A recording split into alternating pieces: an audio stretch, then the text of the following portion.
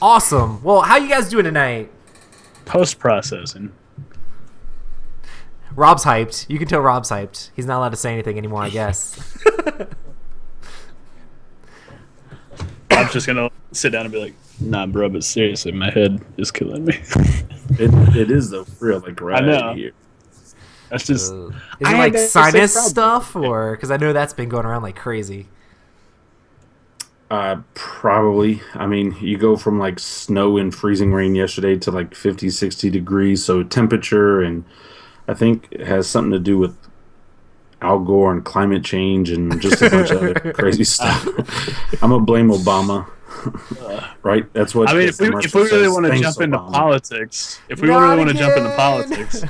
Not again! the guy. Never mind. I'm not. That was fun though. Did you listen, just Matt? heard to a our last story. show? No.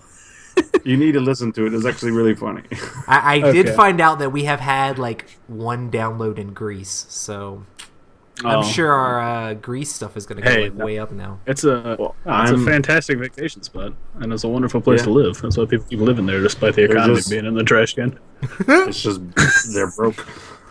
Awesome. Well, this week our topic is science. For science. Yeah. So no economics. No All about economics. realism. Exactly. But first we're going to talk about what we've been playing. Ba-ba-ba-da. I can start. Da-da-da-da. We Boom. played Yeah, this game start. called Operation Faust, which the theme is... Rob, you know the theme better than me. What's the theme? Operation Faust is based off of a mission that happened in World War II where the Nazis were trying to eliminate the Jewish history through destroying artifacts and statues and monuments, and not just trying to exterminate the people, but just literally trying to erase them from the map. And so the United States saw that they had a lot of amazing historical pieces that were getting destroyed, and Russia saw the exact same thing. So Russia and the United States, just like they did with the German Nazi scientists, they also did the same thing for the Jewish artifacts. They went scavenging all across Europe's countryside, finding these hidden caves and old mine shafts and old train tunnels that were in mountains, finding just loads and loads and loads of these amazing artifacts and historical paintings and things like that that the Germans had hid away for money and also to destroy part of the Jewish heritage. It's a crazy event. It really did happen. I mean, they really did try to wipe the Jews off of the map. But yeah, it's crazy stuff based on true story. It's a good game. So in the game Operation Faust, you're trying to recover paintings. So the first player in a, depending on the player count, the number, like the value of paintings you need to recover is normally the game's like $1 million worth of paintings. But basically the way the game works is you start out with some intel cards and a couple plot cards. The plot cards are basically like your different roles that you have, and it's very much like a game called Coup. Where it's like you have these roles, but you're allowed to bluff what your role is so that you can kind of do the actions of any role, but other people are allowed to call you out. So in this game, they're called plot cards, and you start the game with 2 plot cards and a little bit of intel. On your turn, you can claim your plot card, and a lot of the different ones, when you claim them, give you intel, and there's different like denominations of intel that you get depending on which one you have. If you have a whole bunch of French resistance guys, you get 2 intel for each one you have. So if you have 2 French resistance guys, you get 4 intel. Or if you have the art dealer, you can just get 3 intel. Or if you have the double agent, you can steal 3 intel from another player. You're basically trying to get to 10 intel so that way you can buy one of the paintings that are in the middle. There's like 4 paintings that are face down, and you don't know exactly which ones are which. And you're trying to buy those. There's also a spy that lets you look at the face down paintings so you know which ones are more valuable, but they also let you discard the spy to get discounts. All the other cards have 2 different abilities. They have an ability you can use just by claiming it, and they have one you can use if you claim it and discard it. But when you discard face down, and you can lie about any of the stuff you're doing. So if you want to try to be sneaky and get a little bit extra intel or get like a discount on this thing or that thing, you can lie. And if you lie and someone calls you out on it, you lose half of your intel to that player. If they think you're lying and they call you out on it and they're wrong, then they have to give you half of their intel. And you can only accuse someone if you have at least 2 intel. So it's like this interesting game of when can you lie and when is it safe to call someone out because you just don't believe their crazy crap they're spewing over there. And sometimes like lying at one point and then telling the truth later, and then someone calling you out because you lied before. They're like, he said this before and now he says that. That can't be what it is. And then they call you out, and then you get to steal their money because you weren't lying that time. It's very interesting, simple little sort of like deduction bluffing game where you're trying to figure out what people have and what's going on. But yeah, it was pretty fun and pretty quick overall. We played with a lot of people the second time we played. 7. We played with 7 people. The game goes up to 8. So it goes from 3 to 8 players. And it's pretty interesting. What did you guys think of the game? I thought it was okay. There were a couple things that I didn't like. I understand why they were able to do them. But there were a couple things I didn't like. I thought the game was okay. I really like the theme. I like history and stuff like that. And so the fact that they made a board game about recovering paintings through that whole historic campaign that really happened, I thought that was cool. But if I had to play that game or Masquerade, I'd rather play Masquerade because I thought Masquerade it's a little bit different, but I thought it was a better social deduction, guess what you've got type of hidden mechanic. Like one of the things I didn't like about Operation Faust, was still a good game and worth the money. It's a cheap game. But like if I said that Roy was the art dealer and I called him out and for him bluffing and he wasn't bluffing, well, he still loses his art dealer card. And some of those like really great cards like the Spy and the Allies and the art dealer, they're very limited. And so the chance to get a powerful card like that back is taken from you. And so I didn't necessarily like that so much, that you were penalized for telling the truth, as well as, you got what you wanted. That's great. But then you also lost that amazing card. Yeah. I like the idea of being able to keep the card because then you got to remember, okay, what did they accuse me of? Did they really have it? Did they not have it? It just didn't matter. If you had it, great, you lost it. And if you didn't have it and we called you out, great, you lost it anyway. And it's interesting because the deck of plot cards is pretty big, and you're like switching through those all the time. Like we went through the plot deck multiple times. Oh, multiple So it's like, okay, we reshuffled the deck back in, so now these cards might be back in the mix, which were earlier discarded. Yeah. So it's kind of like, it's pretty as hard soon to as somebody deduce. had It's As pretty soon hard as to somebody had deduce 2 intellect, they would call you out anyway. Because what are they going to lose? 1 intellect? Because you only lose half. So, okay, so I'll lose my 1 intellect, so you get rid of your amazing card. Yeah. So it wasn't bad. I had a good time. I would play it again. But if I had to play between the 2, I would choose Masquerade. Gotcha. What do you What think, do you Matt? think, Matt? Well, I played it having not had any of the rules explained to me. Yeah! I just watched half of the first game and then interpreted how it played. So in that regard, it's not. I don't really know what to say. I had fun with it. It was good. I just never lied because I wasn't sure what the penalty was the entire time, and I didn't want to ask because I feel like everybody would then immediately be like, "Oh yeah, he's just totally lying now." So I was just like, "Yep, I've got this art dealer." I think Nobody gonna call seven. it? I think Yeah. 7 was a few too many players. I feel like when we first were playing with 5, it wasn't too bad just because it went around faster. Once we got to 7 with the super high player counts, it was like, okay, I just finished my turn. Let me go get some chips because it'll be a second before it gets back to me. But then you're just going to have no clue what's going on. It's kind of hard to tell what's going on anyway because the deck of plot cards is so thick, you can't really deduce what people are doing. It's like you can't really know for sure, you know? Do you also realize how loud your friend was that was with us? I mean, we're a loud group, and I got loud that night. But Rodney, his intimidation tactic was spot on, and I called him out on it. I was like, "You're only doing so good because you're yelling at everybody," and he's like, "I know." I love it. That's awesome. I mean, he would just be like, "You don't have the allies. You don't have the allies. Guess my thing. Guess my thing. You're gonna give me all your money." And it's just like, "Oh, okay, fine. I won't guess." Like that's awesome. Though. I thought I was that's awesome. scared and worried, but he punked half of us down. Like half of us, we just okay. You said you have that. You have it. Take it.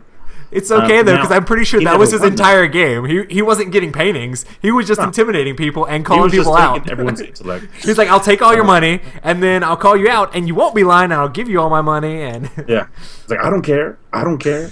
Just calling people out and getting called out. Good times. I was gonna say, I think the one issue at the higher player count, like you were saying, is like you fall into two categories. You fall into the category of the people who have the money or the intel, and the people who don't. And the people who don't, if they don't have at least two, they can't call anybody out. So there were multiple times that it was like me and Danny were like, yep, don't believe that for a minute, but we're broke, so can't do anything about it. Well, at least in that case, when you bluff, like when you're so low and when you bluff, like people are just going to be like, oh, he has no money anyway. Like, what's the point of even calling him out? So you can be like, oh, I have 2 French resistance. Here, have 4. And now you have like way more than 1. So you're halfway to buying a painting. So I was like, yeah, I don't know. The good thing is like once you start lying, you can just keep, because you don't lose your cards if no one calls you out. You can just keep on that lie train. You're just like, I got 2 French resistance. Hey guys, I still got 2 French resistance, and you got like 2 spies, and you're like, I discard both these spies to get a painting for cheaper cost, and they're like, what? No, you have 2 French resistance. We're gonna call you out on the spies. No, I had spies the whole time. It's just kind of like sort of little simple mind games you can play with other people, and like once you've figured out sort of what all the roles do, you can try to like play to it a little bit. But it's not super short either. It's like a 30-minute game, so yeah, it's not a very quick. I mean, so like coup, which is what this is very much like, is very much like you have 2 cards, you only get 2 cards the whole game. There's like 1 role that you can switch cards with, but if you don't even have that role, then you can say, okay, well, I'm doing this to switch, and if somebody calls you out on that, you lose one of your 2 cards, and once you've lied twice, or once you've been there's assassins and stuff in the game, and you can also pay money to kill off the people. Once you've lost both of your cards, you're out of the game, and it's like a player elimination thing, but it's like super quick. Like the game plays in like 5 minutes. So this is like a more in-depth, like trying to get the paintings and stealing paintings from each other and switching paintings, and it's pretty fun. It's pretty interesting. Yeah, not a bad game. So if you like Coup, you'll definitely like this game. It's just like Coup 2.0 or Coup Advanced, I feel like. Pretty fun. Could you say like, good. Exactly. So what else did we play, guys? We played Deception again. Right? Dude, we almost got in so much trouble because we played Deception 1 round. I'm going to talk some more. Sorry, guys. And I was the investigator, and I played down who was the murderer? Oh, Hector was the murderer. I played down Cause of Death. I had my little feeling, that little itch. Cause of Death, and it was illness, disease, and he had picked virus. And they're immediately like, oh, virus! It's got to be virus. And then the other thing... And then AJ was like, oh yeah, clearly La Chancla. Yeah, La Chancla. And then Hector was just like... The thing that was left behind was flip-flops. And then I put down location, vacation home. And I had all the rest of the stuff sitting out there. And everybody's like... Yeah, you didn't even get to put everything else down. I didn't put anything else out. And they were like, I'm going to guess flip-flops and virus right now. I'm going to guess flip-flops and virus. Who was it? Did you guess, Rob? Or was it you? Yeah, I guessed. Oh my gosh. And Rob's like, I'm just going to do it. And like, as the investigator, I'm just going to like sit there because I'm like, I want you to. I don't want to play anything else and make people more confused. I'm like, I just want to see where this goes because like 3 players were all like, now, let's do it. Let's do it right now. Roy, oh my gosh. If he was not the investigator, would have been like, you're so stupid. Don't guess right now. Find out some more clues. Yes. He would have been completely against it. But for the fact that Roy didn't have a voice in that, and it was just AJ and I looking at each other. Well, it depends. And I was like, virus, yeah. And it was pretty AJ cut and dry. Like, flip-flops. I was like, flip-flops. Okay, flip-flops. I just threw my thing in. Virus and flip-flops. And it was like, oh. I felt bad for you guys because Matt was the accomplice. I felt bad for Hector and Matt, but I didn't feel bad. But it was still a short game, so at least you didn't have to suffer through it for a long time. No, and who was the witness? The witness is Danny, right? Yeah, Danny. Because I was like, it's either Danny or AJ, and then Hector was like Yeah. AJ, and I was just like, so close. Yeah, because Rob was going way too hard to be the We could have witness. almost won. Yeah. It was I don't know. I thought it was kind of epic. It was just one of those things. You know how I mean I've done that before with Hector, and I've only been able to do that with Hector. But I just knew before the game started that it was Hector. And I had the exact same feeling. What is it? Do you like see auras on people? Like Hector's like a nice royal purple, and then it's like when he's the murderer, it starts to shift toward like a burgundy, and you're like, it's him. I'm not going to necessarily give away all of my secrets, but exactly that. Fantastic. That's awesome. No, but it's, I mean, you can pick up on different vibes that people are due. Like Roy, whenever he's bad, he usually gets quieter. If he's good. No. Okay, unless it's Shadows over Camelot. Any other game, you get pretty quiet. Now, Shadows over Camelot, you're a jerk because you're such a helpful, nice person. It makes it worse when you betray us. But other Betrayer games, you get pretty quiet. Matt, I haven't figured yours out yet, but Hector... Matt is just give up. Hector gets a look on his face. It's only deception. Like deception and werewolf, because there are mechanics that you just can't get around. Yeah. If So they it's corner like, you, it's hard to not be cornered. Every time I play a werewolf, I'm the werewolf, and you're sitting next to me, and you're the seer, and you go, Matt's the werewolf, and I go, What's even worse is when we're both werewolves, and then they switch me over to a villager or a good role, and then I know for a fact that Matt's a werewolf, and it's just like, he's a werewolf. Done. Oh, man. But yeah, for anybody who doesn't know, Deception Murder Hong Kong is a social deduction game where everybody is playing pretty much the same roles. There's investigators, there's a murderer, and then there's a forensic scientist. The forensic scientist is giving clues. They know who the murderer is, and they're giving clues to what the murder weapon and the clue left behind is. So it's very much in the vein of like Mysterium, but it also has that like traitor where the murderer is trying to lead people astray away from their cards. So they're trying to give other hints and try to show people that their cards or some cards in front of someone else is the bad one.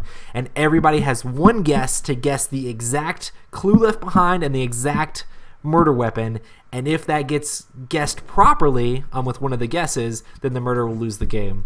We were playing with the little extra part that comes in the game also, where there's an accomplice who knows who the murderer is as well, and then there's a witness. We only did that for the last game. Right. And it didn't even last 2 minutes. It didn't even last for 2 minutes. We didn't even get to use those. And there's an But the thing accomplice is- who knows who the murderer is, and the accomplice...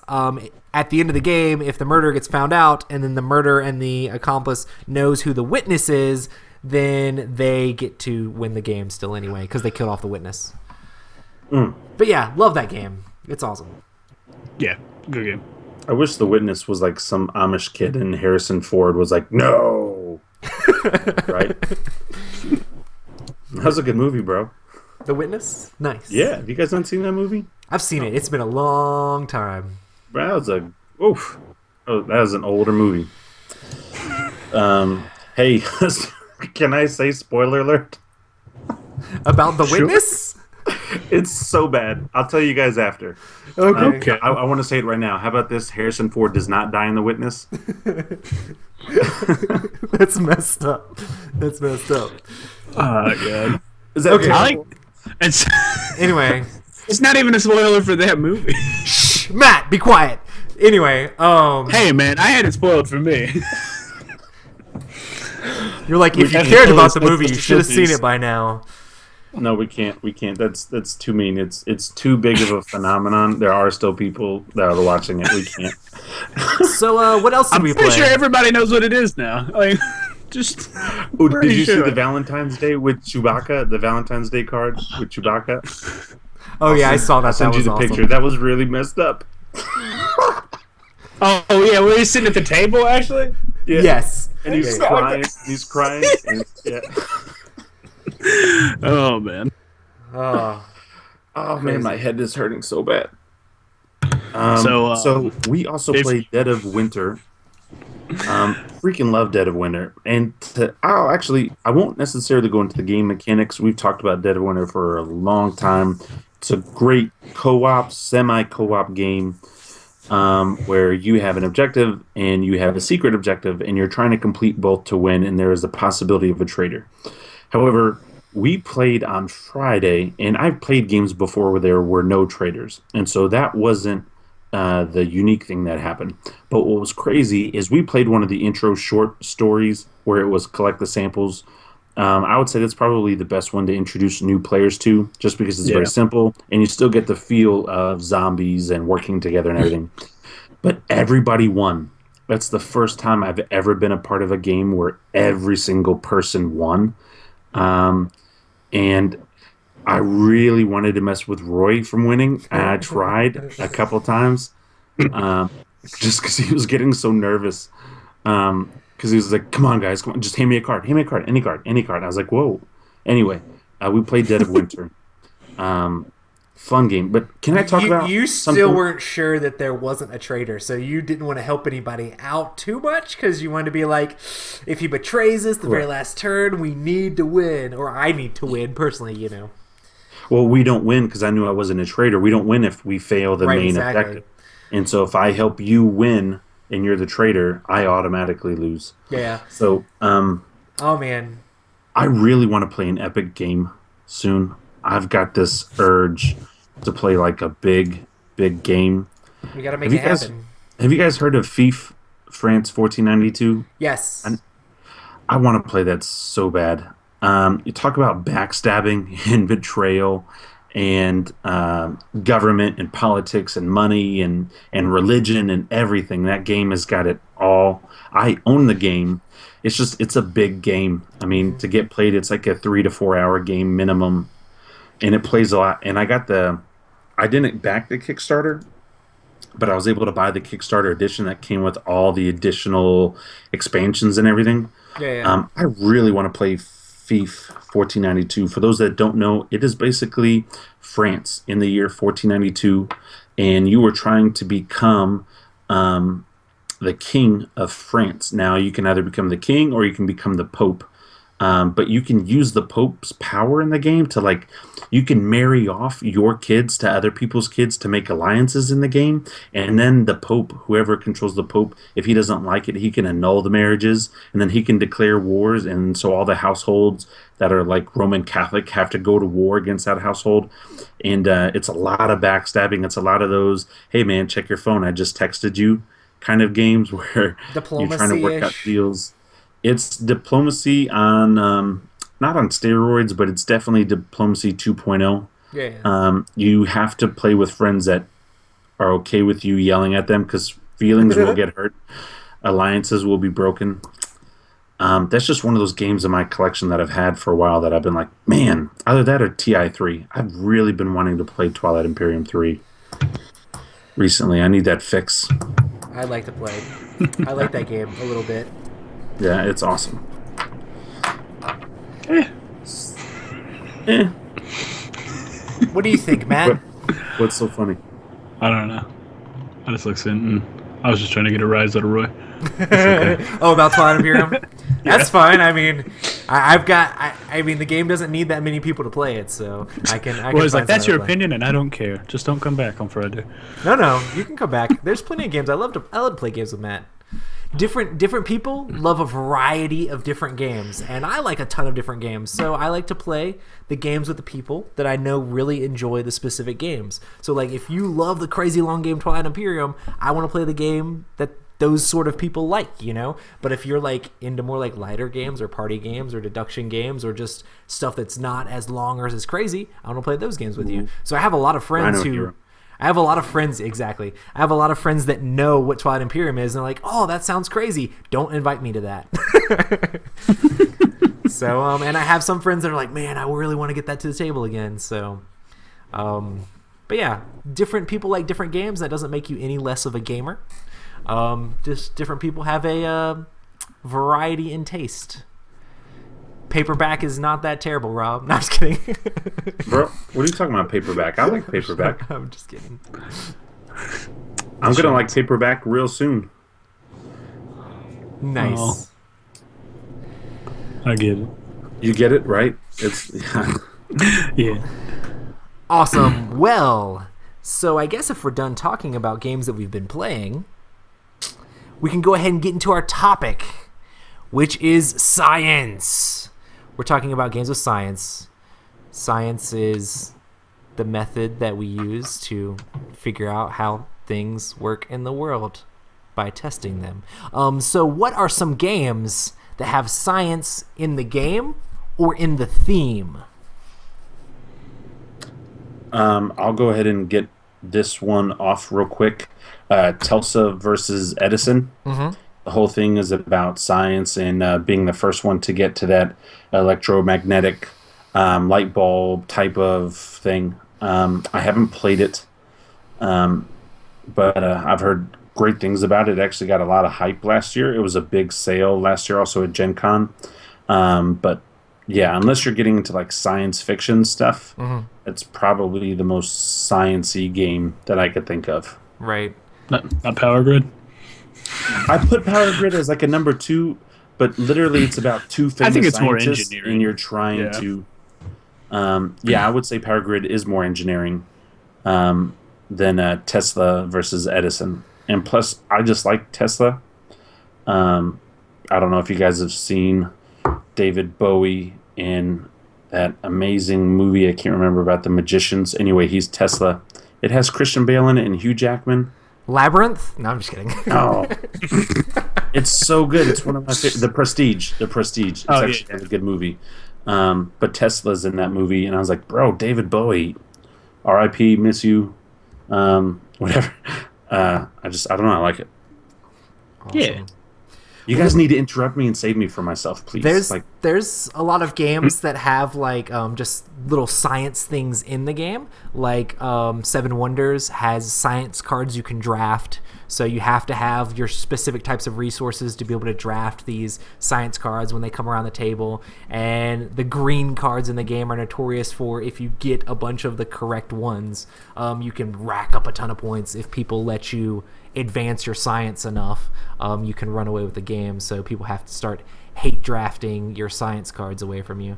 So that's one game that has science in it. Then a lot of the technology upgrades and stuff like that are science like upgrades. What about Pandemic? Yeah. Because it's you do have the scientist and you also have the researcher, and research is a huge part of science and stuff like that. And they use airplanes, and airplanes came from science, so boom. I feel like if you add in the expansions and stuff like that, there's a lot of stuff that makes it even more sciencey, where there's different Is that On the Brink? ways. Yeah, and they've come out with a couple more since then too. But they add different ways that you have to do different things to cure the virus, and you have to do all the different research and get all the stuff together. So it has a very like science feel to it. Speaking of Pandemic, are you going to get the Call of Cthulhu Pandemic? I don't know. I feel like I'd probably just rather play Eldritch Horror, because it's a lot more similar theme. Have you not heard of that, Matt? They're No. making a Pandemic retheme in the Cthulhu Lovecraft mythos. It's like It called gets like launched at Gen Con this year. Pandemic, like Rise of Cthulhu or something like that. And So literally, you're a scientist trying to prevent an evil deep one from just I guess you're destroying an the planet? investigator. You're an investigator running around trying to stop. Which So is basically it's like all of the other Cthulhu games that have ever been made. Okay. Yep. Sounds good. Yep. So I think it'll be really good for people that love Lovecraft and love Pandemic, and I think it'll probably be a good game. But I already have Pandemic, and I really want to play through the rest of Pandemic Legacy. Yes. And there's other Lovecraft games I'm excited about. I just want to play Eldritch Horror more. So Mansions of Madness. and Mansions of Madness, Love that game. and maybe someday Cthulhu Wars. You know what? I have never played Eldritch Horror. I've got it, but I just love Mansions so much that if I have to choose between the two, I would play Mansions. So I Yeah. do need to play Eldritch Horror with you, because I know you played it a lot. So Yeah. going through the rules with you was like nothing. Yeah, We and need to put that on our list for this year. we can definitely do it. Because it's not. How long is a normal game? It's not that bad. If we could easily play it on game night. The thing is, the more players you have, the difficulty ramps up, and so once you get to a certain level, it's like it makes the game take longer, and it's extremely hard. So I really like to play it around like 2, 3, 4 player range, as opposed to like the huge range which could be next week. But yeah, so science. Games like Twilight Imperium have a lot of science and research and technology you can get and upgrade your civilization as you get more science and stuff like that. And also, Eclipse has a ton of science stuff in it. But I'm sure we'll talk about those a lot more. Yeah. So. Do you think the science in board games is realistic? Not at all. I mean, maybe some board games, but I don't want it to be realistic. I want it to be a board game. I want it to be fantastical and crazy, and I want to think that Matt is the smartest person ever because he says Pathendalandum. I mean, I was actually surprisingly close to a word. Bro, right? Am I halfway smart now, right? Hey, I'll give it to you. I mean, I'm pretty smart. I just don't know some of the terms that you use. If you need to negotiate a contract, call Robert Newman. If you need to look up what a word means, don't call me. Google it. That's the thing. My intelligence is derived entirely from reading things on the internet, which isn't really intelligence, as it is memorization of useless facts that won't help me in any way, shape, or form. Well, I read a lot, but it's more like "Don't Kill Yourself" books. It's like you can do it. It's How to Survive Tomorrow. We've taken a dark turn in the podcast. Right? It's like people do care about you, Robert. Books. Yeah. So, no, but science and board games, it is and it is not realistic.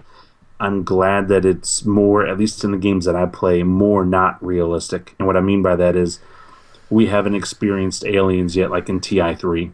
Yeah. We haven't experienced the spaceships, like in Galaxy Trucker or Zaya or other things like that yet. And so for that, I'm going to say it's not realistic, but those are the type of games that I love. Yeah. I think there are games that could be made to be realistic very easily, but everybody, I feel, gets sort of attached to the fantasy side of sci-fi. Mm-hmm.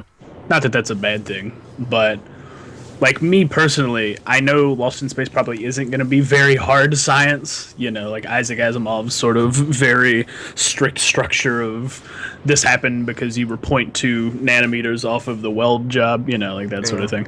But, like, I would just love, like, a game that's, like, just you in a spaceship. Not like a crazy spaceship, but like trying to land on the moon, like do the Apollo mission. And then you're like, man, what do we got? I've got a hand that's got like a duct tape and some like a wrench. Like how do I fix the hole? You know? Yeah. Like I think it's because the theme itself is scary enough that you shouldn't. So you want the Martian movie turned into a board game? Yeah, pretty much. I think that'd be a lot of fun. Which I know we'll get into that later. But not really. Yeah, it's okay. They actually have a board game called Apollo 13 or whatever where they have, like, you go up in the ship and, like, bad things happen and you have to try to figure out how to, like, land it back on the planet. And it's, like, very science-y. And the reviews I heard of it said that the game itself tries to replay the actual events that actually happened, that it becomes much less of a game and more of just, like, a history lesson. Yeah, it's just an educational game. So if you get too much into stuff, it might become whatever. I feel like a lot of times people really like to escape when they play games, or like gaming is like a relaxing thing. So like if things are like it's fun when things are mystical and fantastic and things like that, and put you in a world that couldn't actually be real because then it's not as serious, you know? It gives you a chance to relax. It's like, oh, I'm sending these mystic elves that are flying on clouds going over to attack these other people, and it's like, obviously that doesn't exist and could never exist. So it just makes it a little bit more lighthearted, you know? Let you escape from the actual reality, where if you were playing like the Apollo 13 game, it's like, oh crap, I've got to play these cards and then I've got to land my spaceship, and if I don't, then everyone's going to die. That's a thing that actually happened, so it might stress you out a little bit more. I feel like if you go like to the letter and go real hard, that's not going to be the best way to go about it. But I'm of the mindset that the planet that we live on has enough mysticism in it that we still don't know about, that we could easily explore, as you know, as to go talk to the space elves or, you know, hang out with the orcs or whatever. Not that that's bad. I thoroughly enjoy a good fantasy setting, and I thoroughly enjoy sci-fi and stuff. But I feel like you could easily do like a game that's about um, like really deep sea, like trying to explore the Mariana Trench, something like that, and then stuff Yes, starts going that'd be wrong, cool. and then you're just like, okay, panic time, got to get up but not get the bends, got to stop everything from crushing us to death, and then you could easily add some stuff in that's like, I don't know, a bit more like Cloverfield in a sense, where you're like, was that a giant squid? I don't know. I just know it was 4 times bigger than the submarine I'm in, and that's terrifying.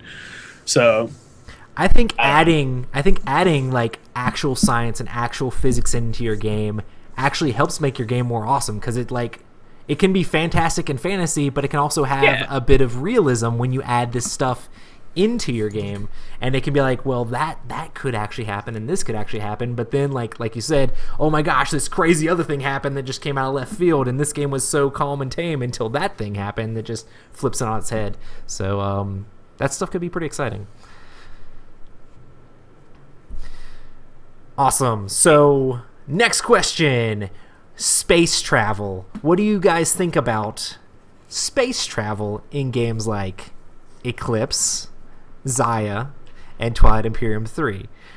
So in Eclipse, basically every single tile has little wormholes in between them, and you're going through wormholes to different sectors or different like solar systems each time to colonize different planets. So you're just like hopping around through galaxies or whatever to get from place to place quickly. And an interesting note about Eclipse is that the guy who designed the game, his day job was working on string theory, and then he quit doing that to make Eclipse. Or Eclipse was like his side project, and then he decided he didn't want to work on string theory because it stressed him out too much or something. Do you know what string theory is, Rob? Yes, I know what string theory is. I was say explain it, Matt. No, I'm just kidding. I was say string theorists don't know what string theory. No, I'm just kidding. I can give you a base overview, as that's all I know. Nice. But yeah, basically particles are vibrating strings in theory, and they can be like manipulated, like to like maybe change the type of particle. Like it's the smallest itty bitty thing is just vibrating strings. So it's but not it also a theory requires about... it also requires that there be like a whole bunch of different dimensions to work properly. So there's like tons of little bitty dimensions down in the smallest part of reality, which makes you question reality as a whole. So Rob's like, I just like, because you can do the hippie statement where you're like, hey man, we're all one big tapestry, man. We're just all together. We're all woven. we're all vibrating in unison. It's fantastic. That's a great way to look at the world, I think. It's not exactly my view, but be happy, be peaceful. Everything's fine. Until they come up with some other theory. Just kidding. Yeah. Awesome. In Xia, the whole solar system has irregular gravity. So every single time you play the game, the planets are in different areas of the board, and the sun, which is Xia, is the name of the sun in that solar system, is like in a different place, and the planets are all over here and there, and that's why there's different trade routes and different stuff. So it's called a drift system. That's what's called Xia Legends of a Drift System. So the game board is set up different every single time you play. Which I think always leads me to think really funny things when you're sitting there and you're like, okay, well, I will spend an energy to search, and oh look, there's the sun. I'm right beside it. How did I not see that? Or like, how am I not burning up right now and dead? It's pretty funny. Because you have shields. Oh, shields cool. Yeah. Solar deflecting shields. Turns out, Unless you're Matt doesn't have shields. Mistake. did not work so well for the crew of the Sunshine. Also, another movie spoiler. Yeah, they died. But they had to die. But they, though. I mean, at the end, they had to explode the ship to reignite the sun. I mean, they went up there to kind of do that. They were hoping to get back, but they kind of knew we may not make it. Yeah, that's the whole premise of the thing anyway. So if you haven't seen Sunshine, I'm sorry for spoiling it. However, it is a fantastic movie with a great soundtrack and phenomenal acting. Soundtrack is amazing. It really is. So give it a watch, even though you know it happens. But yeah, I just think it's interesting. Like, That we ruin everything. no. Well, that too. This is gonna be the podcast where it's like, hey man, I really liked the one previous, but this one, This is kinda boy, weird. all those movie spoilers. I'd rather you just go back to talking about like the economics Geopolitics. of Greece. Yeah, if we could just jump back into something that's a bit more light, like Right. the economy. I like how you I said think that that'd be was more great. light. It is. I mean, it is pretty down to earth as opposed to out there. But it's not light in any sense of the word. It's like Truth. completely horrible, and it's a crippling Well, but, like, country, so- and it's just So like, here's the thing, if you're listening to our podcast and getting economic information from us, you probably don't care. I don't mean to say that in a bad way, but it clearly hasn't affected you in any way, shape, or form that you're getting economic policy from three guys on a board gaming podcast. as long as However- those Amazon boxes keep coming in, I don't care. Yeah, and so, however, you're probably very invested in movies. So when we're like, hey man, so about The Sixth Sense. And then everybody's like, no. That affects you a bit more personally because you clearly aren't affected by, I don't know. I would have to 100% agree with you. I think you were actually spot on with our target audience. I mean, that's why I say it's a little bit lighter. Not that it's not dense. It is a very dense subject, Yeah, but like our people don't care. They just want to know like, what do I need to? Yeah.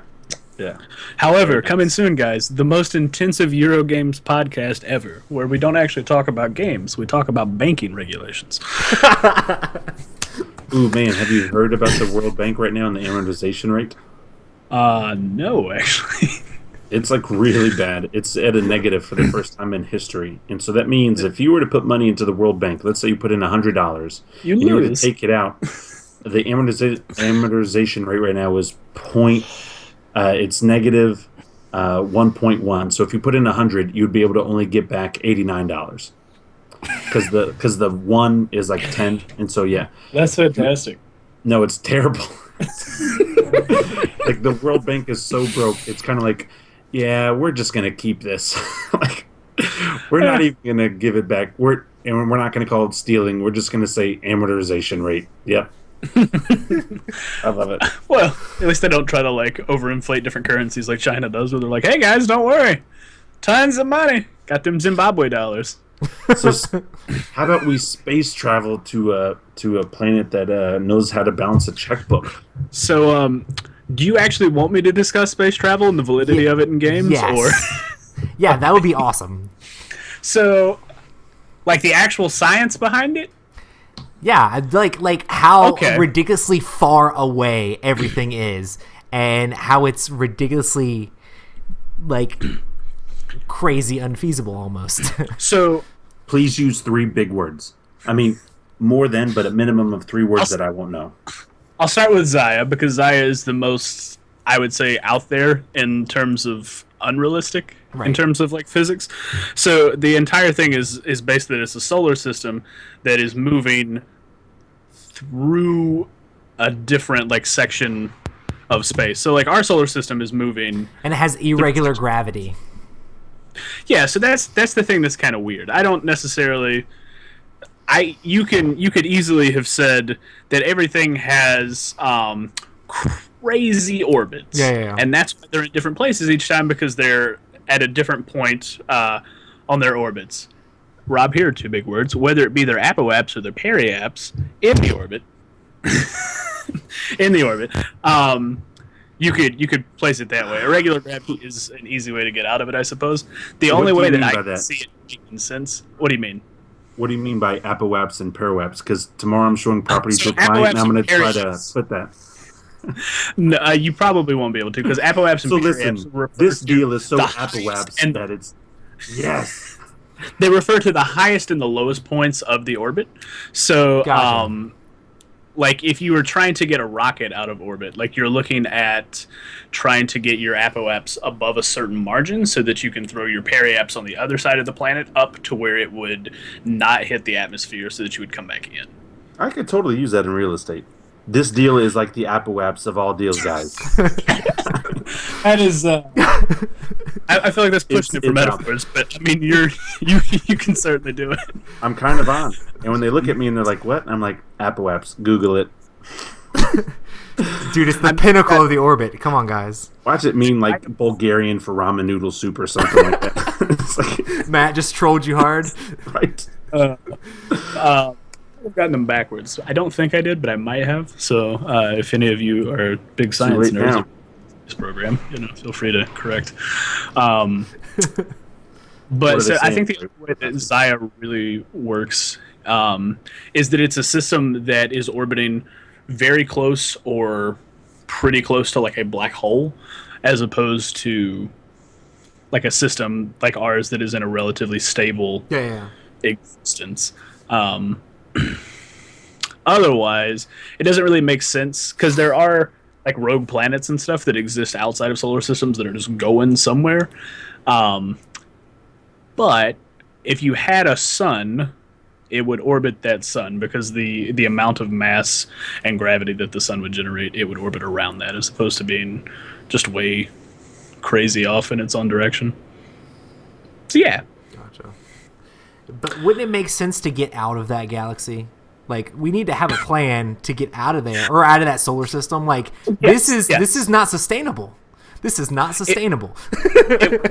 No, absolutely. Like if you're in that solar system, you should probably leave. Maybe that's what I'm going to think. Next time I'm loading up my ship with cubes, I'm going to be like, I'm selling these resources to these planets so they can help fund their research of how to save us. Because we're all going to die because our orbits are so irregular and everything's just all messed up. Like, one of these planets is just going to be thrown off into space. The other one's going to crash into Xayah itself. Like, I mean, I've seen so many ships just jump into Xayah. Like, the planets are going to do it next. Like, it's going to be bad. Yeah. The Apple apps won't let you do it. And the Polaron deficiencies, will push you and counteract the Apple apps and the Doritos where you're not allowed to go there. So Apple apps is the high end, so it would be your periapps. So your periapps can take to be low enough that you can hit something. Sorry. That's right. Your periapps in the Cool Ranch Dorito mix won't allow you to slam. No slamming. That's awesome. I think the interesting thing is like if it's just like Xayah is a system that is self-contained like within its like heliosphere, so like it's just moving around, and like if you were to try to get outside of the heliosphere to get to another system, you might be like sucked up by something. I don't know. I think that would be a neat way to explain it. Yeah. Can I just make a quick disclaimer? Mm-hmm. I'm really not as dumb as I'm coming across. I just don't know science stuff. Now, I know banking and rates and other things because that affects my everyday life with my job and stuff like that. But Apple apps and Peer-Saphir and Delirium, I have no idea. So please, like, Antimantium. The Dorendidems and all those different things. I feel that you did yourself justice because at the start of the podcast you did give us a history lesson about Nazi Germany's art acquisition program. So you should be good. Yeah, I know history and stuff like that. Yeah. Yeah. Okay. That's fine. Do history. I'll do science and math. The interesting thing about Twilight Imperium, as far as like the space travel goes, is that each like round of the game is supposed to be like a millennium basically. So like it's a long time in between like each round, and I also think that it's not like huge spread out galaxies like so much. I guess it sort of is, but like it's mostly like planets here, planets there, and I mean maybe they're going from solar system to solar system to get to these other planets because I can't imagine that there's that many fertile planets in one solar system. But yeah. Well, I mean they would probably all be in the life ring, which is I guess the bigger not issue stable either. They're all gonna just go. They're all just like casually moving in a circle at the same pace. It's just like the equinox, just all the time. It's like the Star Children from Howl's Moving Castle dancing in a circle. Nice. That's a reference that's not sciencey. But no, I don't know. Like the millennia thing, I didn't know that, but now that you say it, it makes me a bit more weary because I just assumed it was all self-contained in the solar system, and I was going to suspend disbelief that all planets are habitable. Yeah. Because technically there are alien races, and you never know what conditions they can live in, so they might not necessarily need a magnetosphere or something to protect them from the sun's radiation. I think they have multiple cards that are supernovas. So you can have multiple supernovas on the board. Then you've also got some nebulas, but you also have like a wormhole that goes to another galaxy. So it's like all sorts of like weird stuff. So I don't know. It's pretty interesting. Still pretty cool. But yeah. Stars are really, really far away, and it's gonna be really, really hard to ever get to another solar system ever. Did you guys hear about the mission where it's the first time ever that the astronauts, the sexes have been split, where they actually have 4 female and 4 male, but it's the first manned mission to Mars? Did you guys hear about that? Like an actual thing? I heard about the hoax one. No. There's an actual one. They interviewed the female astronauts because it's such a big mission, but it's also the mission itself is huge because it's the first time where, again, half of the people on the mission are female. Not that we're like still sexist and stuff, but that's just never really occurred before, and so it's a big deal. Have you heard about that, Matt? No, I haven't. I'm very curious about the logistics of it because we're not using shuttles anymore. We're launching people in Soyuz capsules. So they're going to go up in a small bubble and wait until we can build them a ship? I have no idea. I just they're all training to be the first astronauts ever on Mars. Oh, okay. So it's a training thing. It's not like no, project like, is go. No, I mean they're probably they could be training them to study. Training them to study what happens in the different things. I've seen things of where they were interviewed about because they were talking about the trip is going to be like over 2 years. That it was going to take them to be able to do the trip, and how do they feel being away from their families for so long? Because some of the men have families, some of the women have families, and so they were just talking about. I thought it was pretty interesting. I thought you may have heard something about it. I haven't. So they're coming back. They're going to Mars and then returning. That's the idea. Are they actually setting foot on Mars? They haven't answered my Twitter question yet, so I don't know.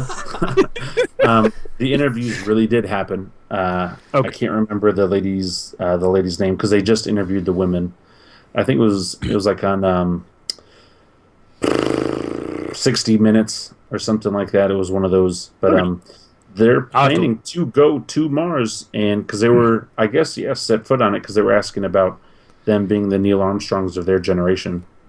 If you're going to another planet, you should make peace with never seeing your family again. I was going to say, logistically, getting to Mars, landing, getting back off the planet, and then coming back is a lot of gas. Huge. But I know NASA had plans to put people on Mars by 2030, 2032, something like that.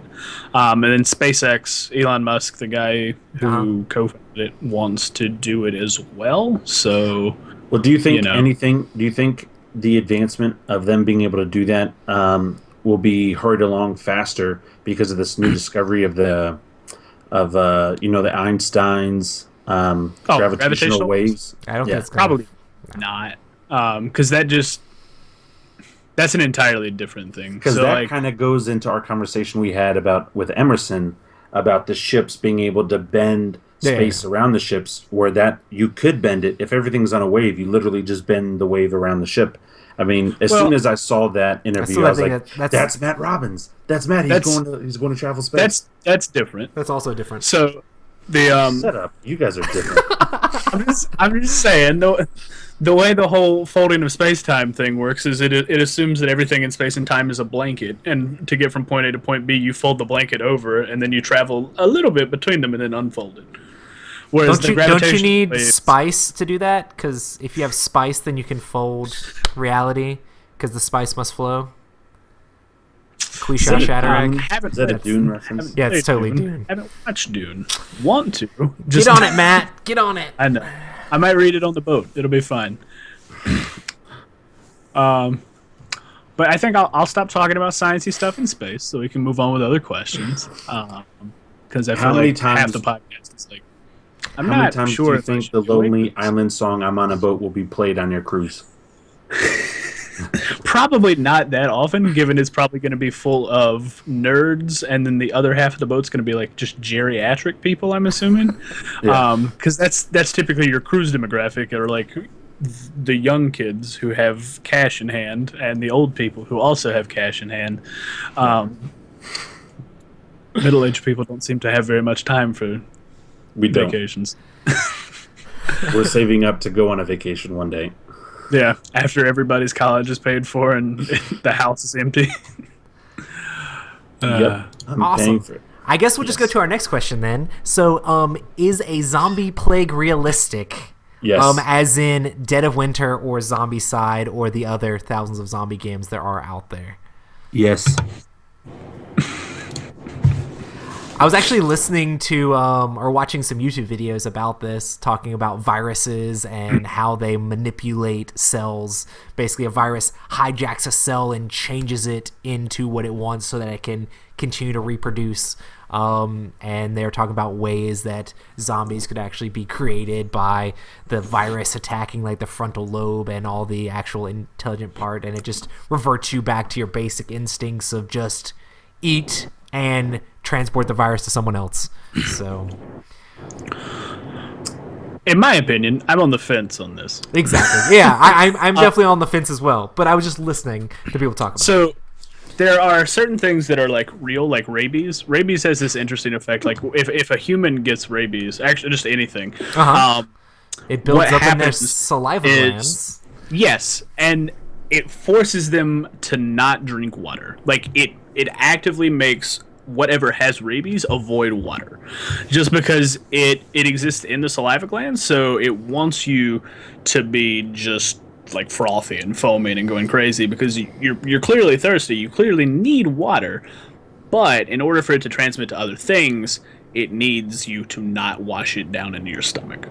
So it tries to get you to avoid any water or liquids or anything like that, which is incredibly interesting for a specific disease. But rabies is very interesting in its own right, compared to a lot of other ones. So Do you think that rabies is like part of like where people got the idea for like these zombie like virus things? I mean, I feel like it because, well, not necessarily.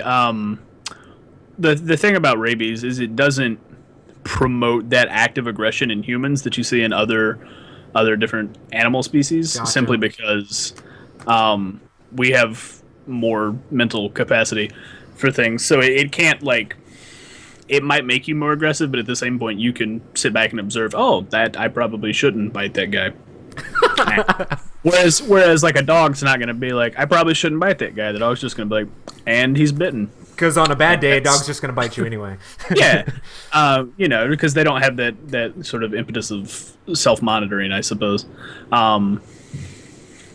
But it is interesting that it can still control you to a degree that you, as a human who would know that you would need water, doesn't want it and will seek to avoid it.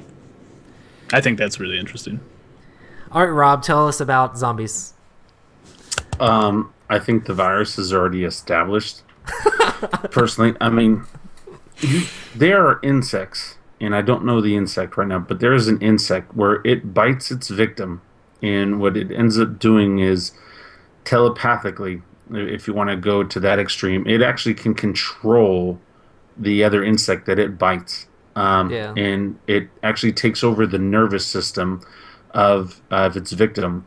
I think that would be the greatest way to do to start the whole zombie thing, is literally erode somebody's mind and nervous system where somebody else is in control, and then it's going to get crazy. I do like the idea of the rabies, where it forces you or it makes your desires to resist something, or why not counteract that and not resist it but crave it. Don't resist water but crave flesh, crave blood.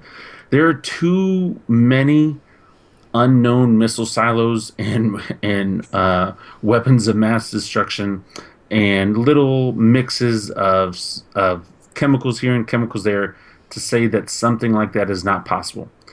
Because our body is it's if you were to think about your body as a whole right now, there's no reason we should be walking around. We are meat sacks with we're meat sacks with bones that are held up with this cartilage type of thing. Like, how in the world do we walk around and talk and make podcasts and stuff like that? Just the whole human body is so crazy. And so to think that you could animate something to keep going without an intelligence is not that far from what we're able to do now on certain things.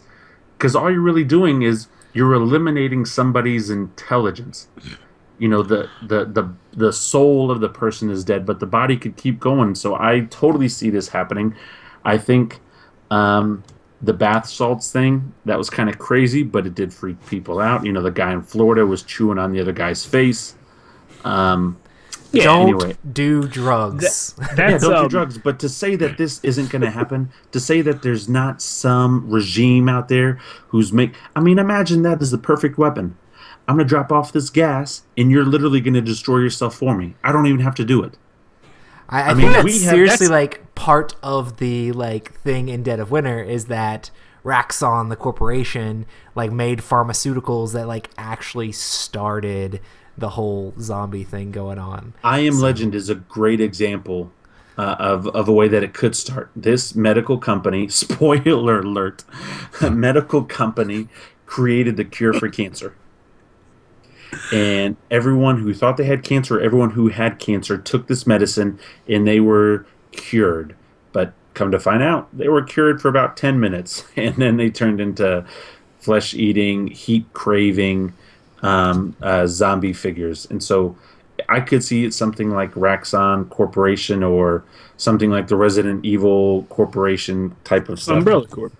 All I'm saying is, is it possible? Is it realistic?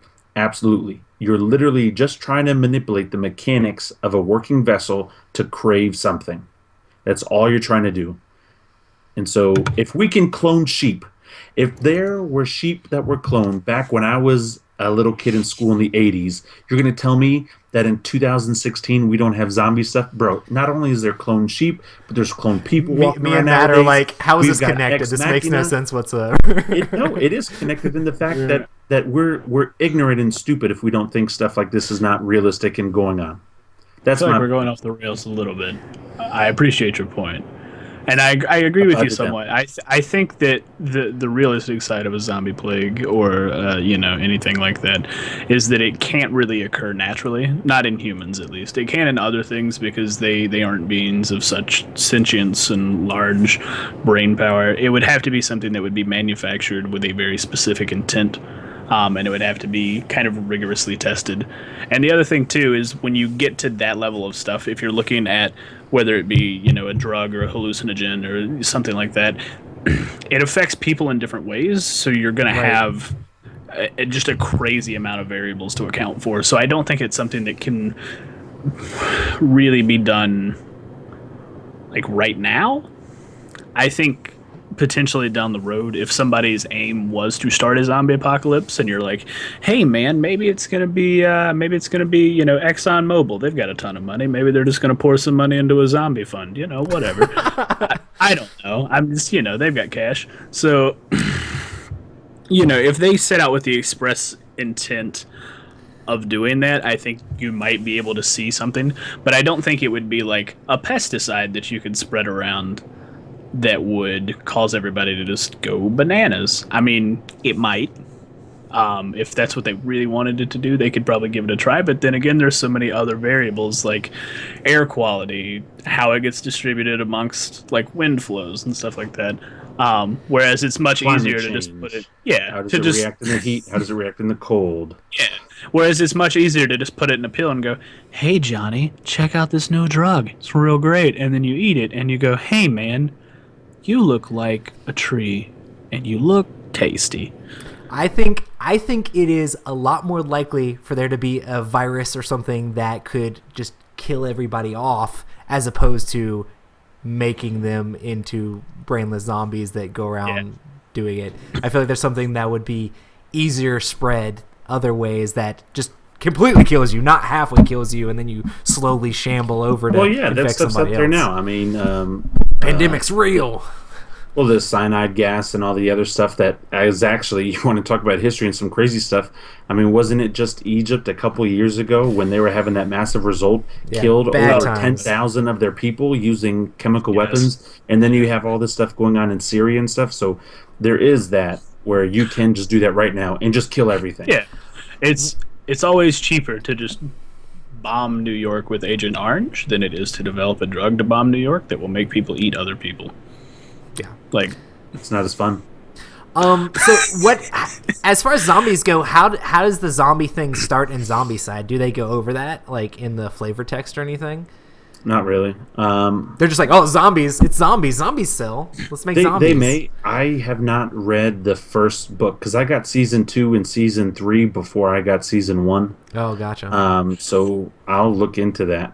Because I know a lot of times it's like always a different way that it started and different things happen and stuff like It's that. cool. I don't play cool mini games for their great background stories. A cool mini or not games. I mean, Playing for the they're fight. fun. You play because amazing miniatures. Well, yeah. A random aside, there was I read a graphic novel recently, or I guess it's a comic book, but I just have like one of the volumes that encapsulates like 14 particular volumes of it.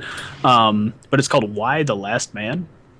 And it's essentially there's something that happens and then all of the guys on planet Earth, save one dude, just die.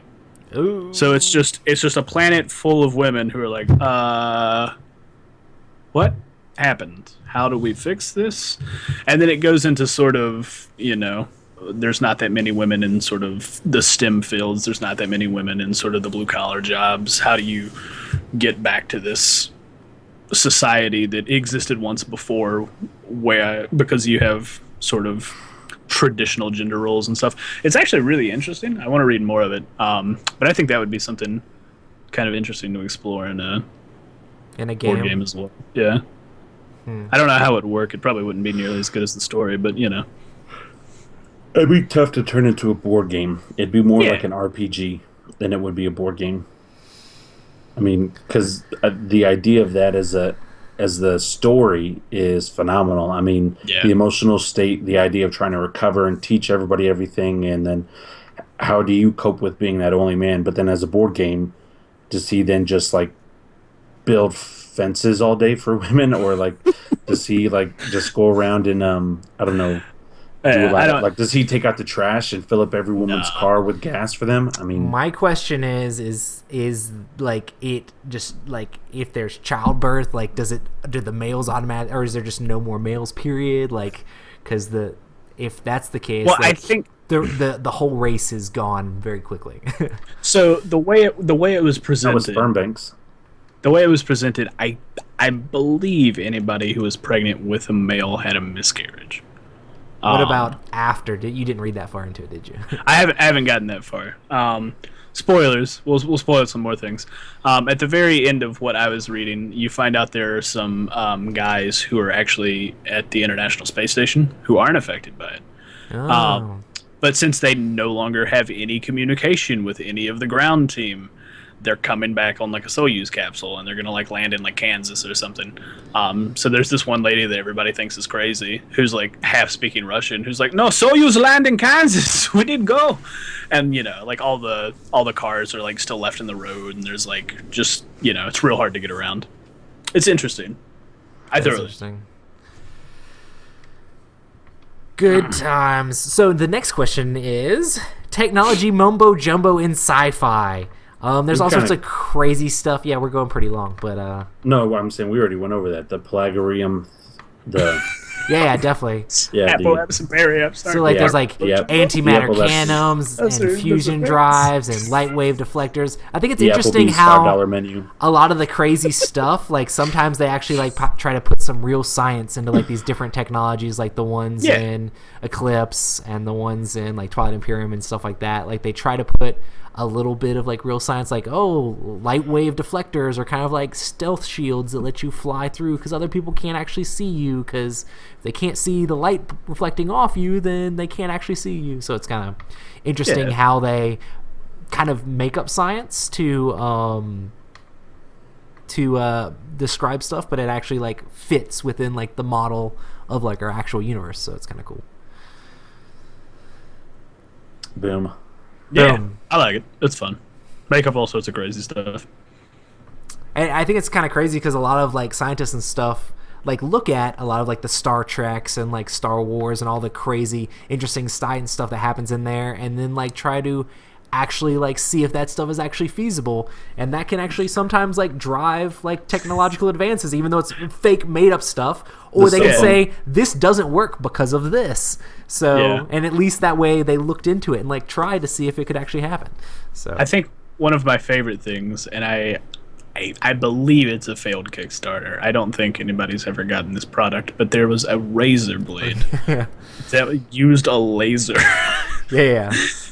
to like cut your hair, and I was like, dude, we are so in the future right now. This is insane. It didn't I don't actually- think anybody's seen anything. Yeah, that Kickstarter didn't actually fail. Kickstarter kicked them off of Kickstarter because You know all the lawsuits and all the horribleness that would a laser that is able to cut something, whether it's body hair or something.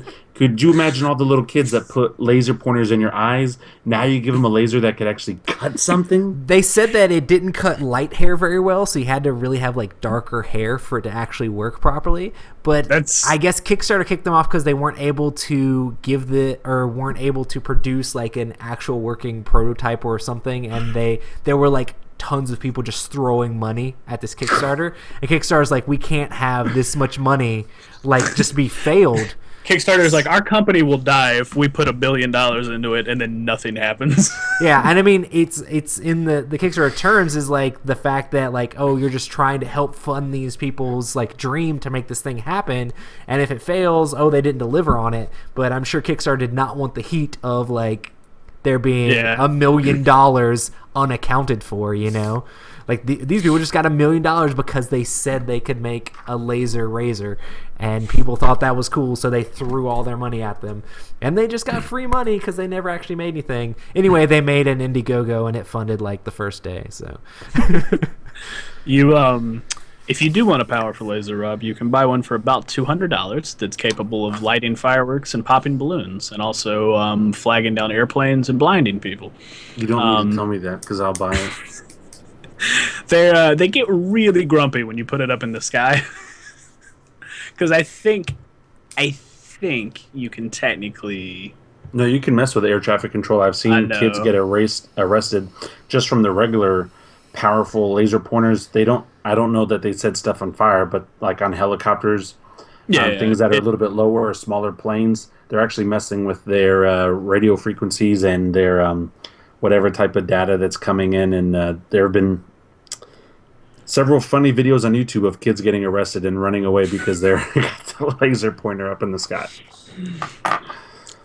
So boom, that's Pellagra theme. Yeah. nice. Do we want to skip ahead a little bit here? Let's Whatever do it. you want. What aspect of science would you like to see made into a board game? Hard science. What do you mean?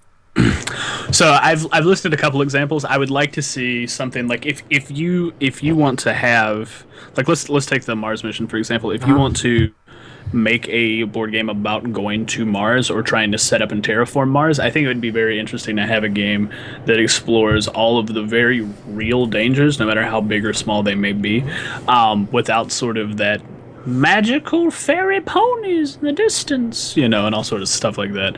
I think it would be neat to see something that's just like straight up like, hey, okay, well, you had a problem fueling, so it's probably, in my mind, it would be boring because I couldn't make it good.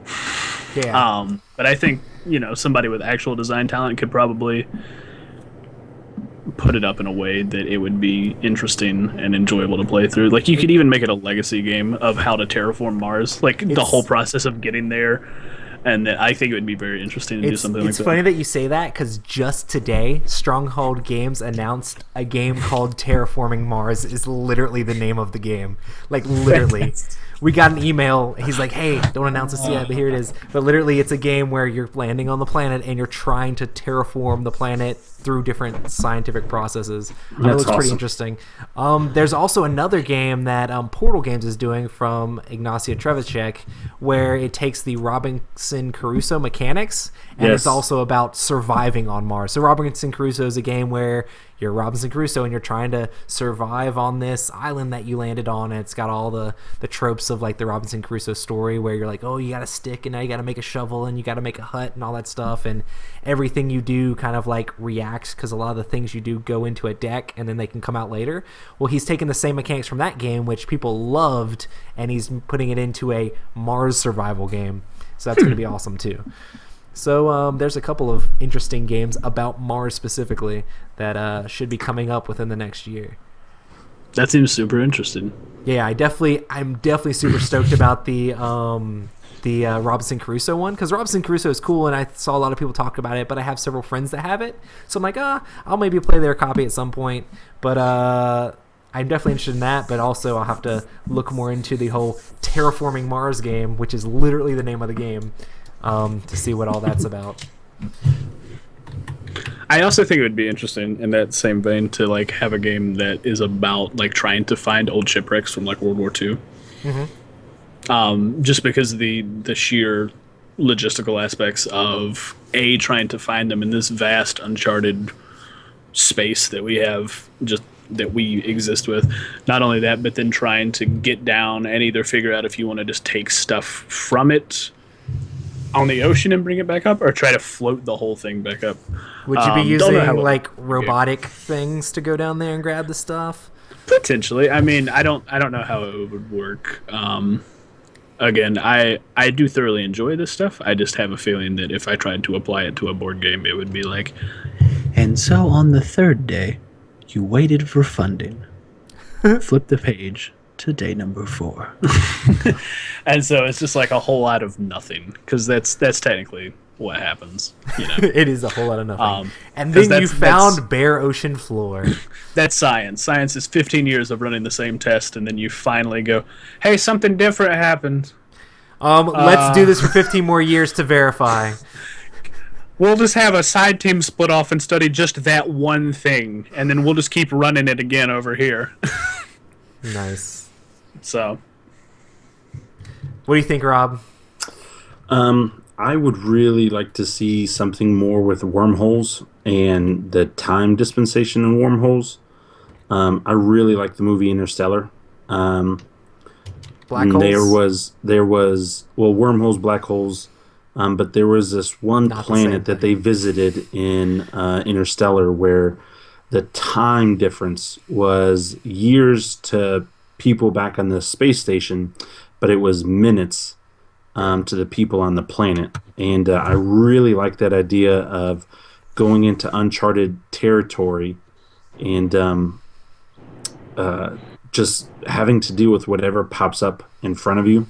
I kind of like that a little bit with Xia, where you do that space jump, but I don't know, I like a little bit more in depth where, okay, you do a space jump, but what if you find and you jump into an area that's completely more advanced than you are, or you find a group of people that are on the Stone Age, or, just more than just a planet. I would like more of like the history behind the planet and the other things that you like. I like that whole idea of jumping and then the consequences of jumping, where a certain jump could cost you something you don't realize.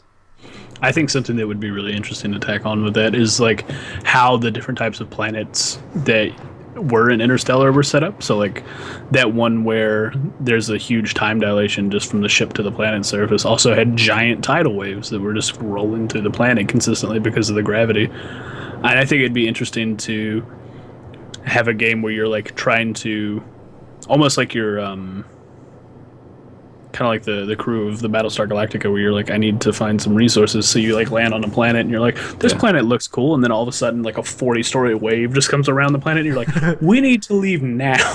Yeah. We were gonna try to collect those resources, That's but not screw the enough. resources. Let's get out.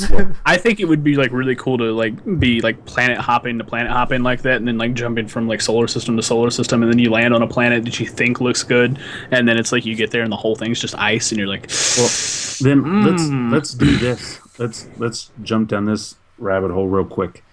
Is that not a form of time travel, wherein he got on that planet, and the other crew members were on that planet? When they got off, it was like, what was it?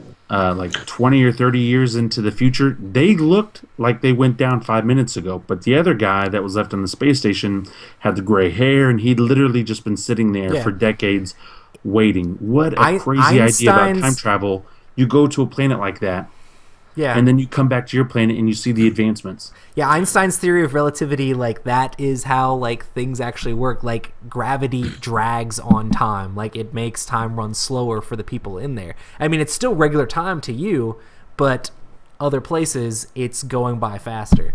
technically, anybody who lives and works on the International Space Station experiences a slower amount of time than what we experience here on Earth. Yeah.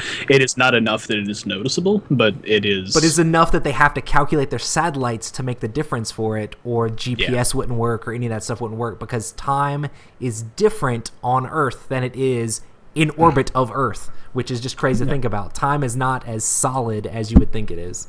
And I like that idea too, because it's like you could go to Mars. So Mars is going to have a different day-night cycle. Mars is going to have different sort of hourly, monthly. Like there's going to be a whole different calendar. So like the majority of just the fundamentals that we set in stone here on Earth are going to be entirely different somewhere else. Yeah, there's And no I think that's super 24/7 on Mars. It could be like 60/90 or something like that. You know, like that fascinates me. That's something that I would like to see in a game, because I do believe there are enough creative people in the board gaming industry to come up with a storyline to allow something like that to happen. Is the rotation on Mars faster or slower as far as... I forget. I know it's... I don't remember offhand. I think I it know is that the faster. toilets in I think- Australia go the opposite way. That's just because of the hemisphere. I think Mars has a longer year than us, simply because they're farther out than we are, but I think they have shorter days. Yeah, I think it's spinning faster. So... Good times. Yeah. Awesome. So yeah, I think all those are awesome. I think those are great. Yeah. Awesome. Well, hopefully we talked about enough board games in this episode for you guys. I know it's kind of sketchy. We talked about all sorts of crazy stuff. We got a email a while back talking about how they loved how we were talking about time travel and all sorts of crazy stuff, going into details with it. So I thought, why don't we just make an episode where we go crazy? So, spoiler alert, you send us an email on how much you love us, we'll probably talk about the things you love. You send us an email about how much you troll us, we won't respond. Right? I was going to say, if you really want us to talk about science again, we can probably generate easily some more topics. So we could have science part 1 and science part 2. Well, we're going to have Emerson on the show soon, and he is Mr. Science. I'm real grump. You'll be there for that. No, I won't. No, it's moved out to like the middle of March. Yeah. Hey, I'm excited. Emerson was actually supposed to be tonight. Yeah. But conflict of schedule, yeah. Okay. You're going to miss I thought Isaac on Monday. Oh, okay, yeah. And now he's sad again. Yeah. But You yeah, already knew guys. that, though. I'll just email you some questions. I guess I'm going to go ahead and close this out since we're like 30 minutes over. So I guess that has been a podcast. Make sure to check us out. We stream these every Tuesday night on twitch.tv/Epic Gaming Night. Make sure to send us any questions. We might answer them, hopefully, to epicgamingnight@gmail.com. But yeah, hit us up on all of our social media, Instagram, Twitter, Facebook, at Epic Gaming Night. And we also post the videos of these on YouTube. If you check out youtube.com/C/Epic Gaming Night, you can actually see our faces, so you won't be all weird if you ever see us at Gen Con or any other conventions. But yeah, thanks so much for coming out, guys. Yeah. And we will see you guys next time. Yeah. I'm not going to say anything because I got in trouble